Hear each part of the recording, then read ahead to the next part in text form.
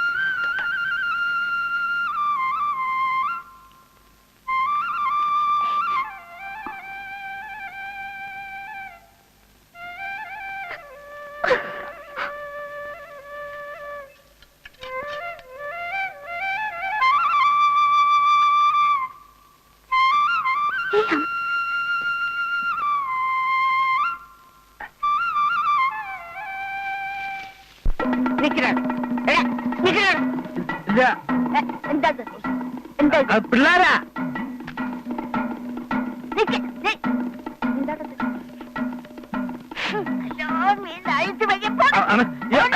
ഞാനില്ല. അയ്യോ അല്ല, അവരാ പിള്ളേരെ. അടിക്കല്ലേ അടിക്കല്ലേ.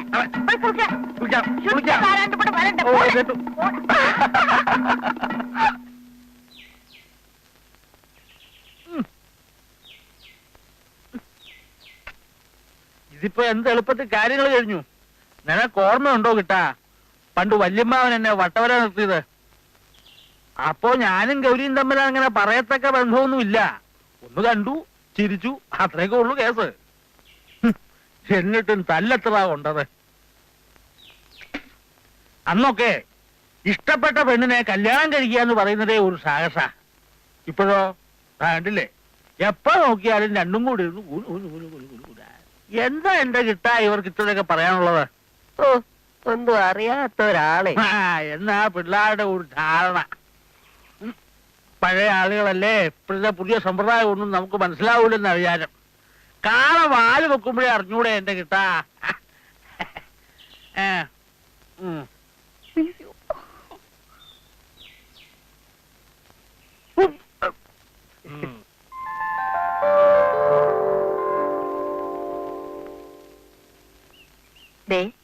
കല്യാണമേളത്തിനിടയ്ക്ക് പഠിത്തം ഉഴപ്പല്ലേ മോളെ? അവസാന വർഷമാണ്. ഞാൻ ശരിക്കും പഠിക്കുന്നുണ്ടമ്മേ. ക്ലാസ്സോട് കൂടി ഞാൻ ജയിക്കും. അല്ല, ഞാൻ ഓർമ്മിപ്പിച്ചെന്നേ ഉള്ളൂ. തറവാട്ടിലെ മുറ്റത്ത് ഒരു മാനസപ്പന്തലിട്ട് അതിനകത്ത് വെച്ച് നിന്റെ കഴുത്തിൽ താലി കെട്ടിക്കണമെന്നായിരുന്നു എന്റെ മോഹം. സമയക്കുറവ് കാരണം ക്ഷേത്രത്തിൽ വെച്ച് നടത്തിയാൽ മതിയെന്നാണ് ഓപ്പ പറയുന്നത്. എന്താ ഒരു വിവരം അറിയിക്കാനുണ്ട്. എന്താണ്? നമ്മുടെ ശ്രീകുമാറിന്റെ അച്ഛന് പെട്ടെന്നൊരു നെഞ്ചുവേദന പോലെ വന്നു. എന്നിട്ട് ആശുപത്രി കൊണ്ടുപോയില്ലേ? അതിനു മുമ്പേ എല്ലാം കഴിഞ്ഞു.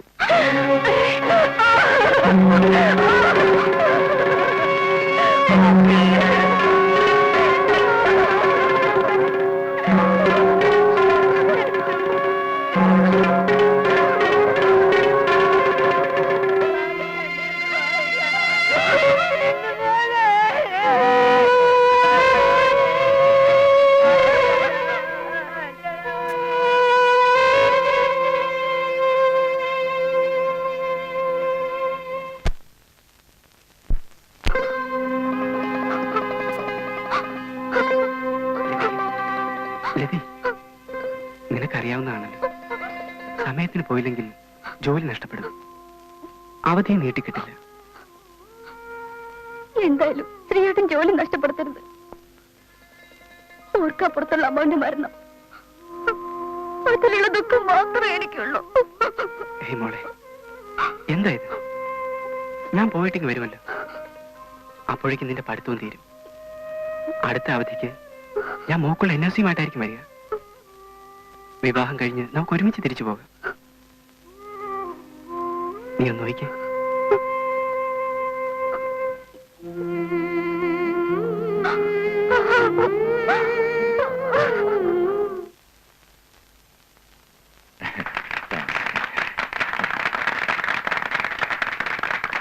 അടുത്തതായി നമ്മുടെ എല്ലാം പ്രിയപ്പെട്ട സ്വാമി സാർ നമ്മളോട് രണ്ടു വാക്ക് സംസാരിക്കുന്നതാണ്. അതിലേക്ക് ഞാൻ അദ്ദേഹത്തെ ക്ഷണിച്ചുകൊള്ളുന്നു. ഒരു സാർ, കമോൺ. ഞാനെന്ത് സംസാരിക്കാൻ? Come on sir.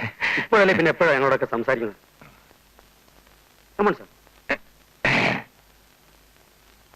പ്രിയപ്പെട്ടവരെ, നമസ്കാരം.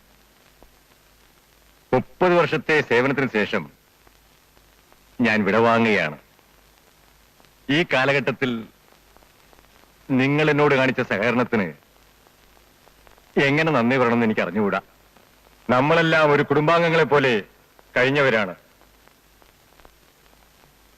ഇന്നിപ്പോൾ നാളെ മുതൽ നിങ്ങളെ പിരിഞ്ഞ് നിങ്ങളില്ലാതെ ജീവിക്കുന്ന കാര്യം ഓർക്കുമ്പോൾ ஐயோ கரையாதுங்க கரையாதுங்க சின்ன குழந்தை கரையாதே ரொம்ப மோசல்ல கரையாதுங்க Be happy. 10 பேர் நிக்கிற இடத்துல இப்படி எல்லாம் கரையாமா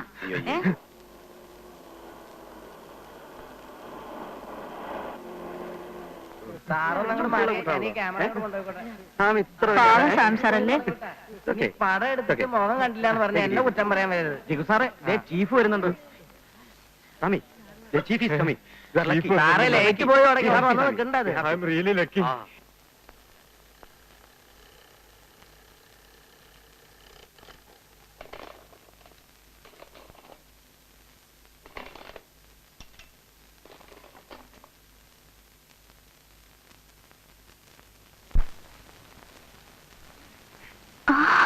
നമസ്കാരം സാർ.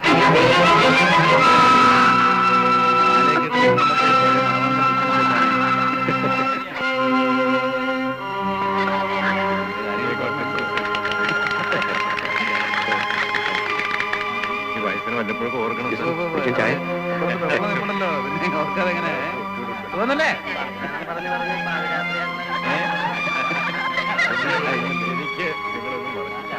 എനിക്ക് നിങ്ങളൊന്നും സാറേ നേരെ രാത്രി ആയി തുടങ്ങി ഒന്ന് വന്ന് നിൽക്കണ്ട സാറേ. അവസാനം പടം എടുത്തിട്ട് ഒന്നും കണ്ടില്ല എന്ന് പറയുന്നത്. ഞങ്ങൾ റെഡി.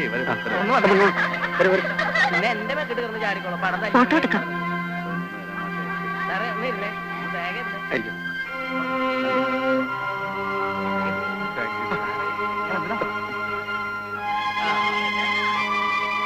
എങ്ങനെ ലതികേ, ക്യാമറയ്ക്കുള്ളിൽ നീ എന്താ ഇവിടെ മാറി നിൽക്കുന്നു? വാ, ഫോട്ടോ എടുക്കാൻ വിളിക്കുന്നു.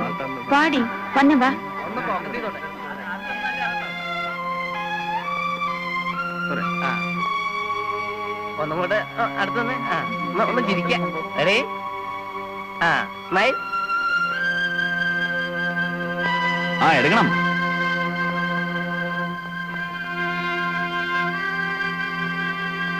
ഓക്കെ